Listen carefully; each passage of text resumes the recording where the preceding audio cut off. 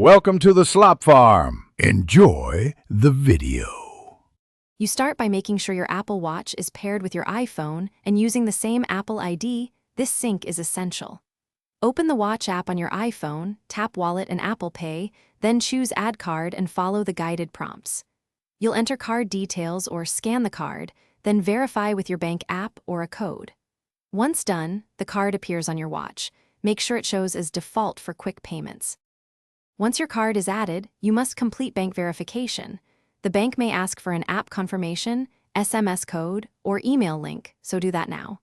Make sure to set a default card in Watch App Wallet and Apple Pay and enable Express Transit for supported transit systems if you use public transport. Also, enable wrist detection and set a watch passcode. Apple Pay requires a secure wrist-locked watch to authorize payments, which keeps your funds protected. To pay, double-click the side button on your watch, swipe to the card you want, then hold the watch face near the contactless reader until you feel a tap or hear a chime. That confirms payment. Afterward, review recent transactions in Wallet on your watch or iPhone to confirm amounts.